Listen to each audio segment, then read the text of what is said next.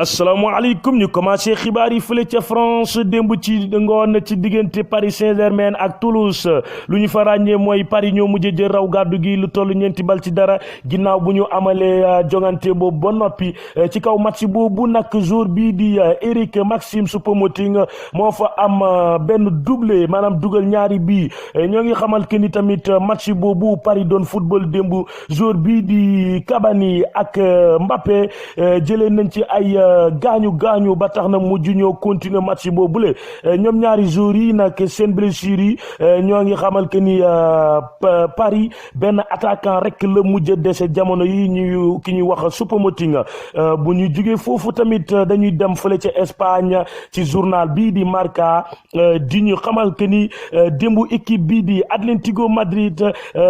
match bu mu doon football démbu moo jël raw gàddu gi benn bal ci dara 71 minutes la ñu ko dugal ki ko dugal mooy Vitolo victoire u Atlético boobu tamit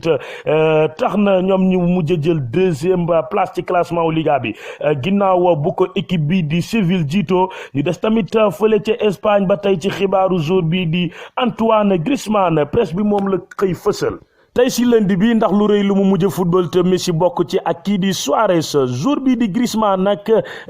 def na benn passe décisif dugal tamit ñaari but équipe bi di Barcelona jël raw gàddu gi lu toll 5-2 ci digganteem ak Betis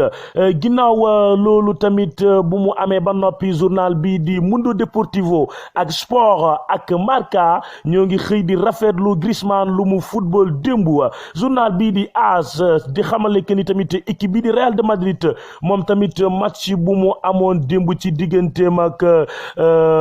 Valladolid 1-1 la mujjee alors ñu dem tamit ci journal bi di Super Deporte di xamle que ni équipe bi di Valence war nañu ut remplaçant bu remplacer jour bi di Rodrigo ndax lu mu mën ci football ci effort am ci côté am kenn mënu ko ci remplacer ñu dem fële ci Italie jeexalee foofu journal bu ñuy wax Corriere dello Sport di xamle que ni coach bi di Sinisia moom tamit démb mujj na ñëw ca match ba te dafa waxoon que ni tamit bàyyi na ba mu ñëwee mu bett ñu baree bari ñu kontaan lool mu doon surprise ça y est c'est terminé. Rendez-vous inchallah d'ici mardi demain inchallah ça y est c'est terminé rendez-vous demain mardi. Salut à toutes et à tous, ciao et bonne journée à toutes.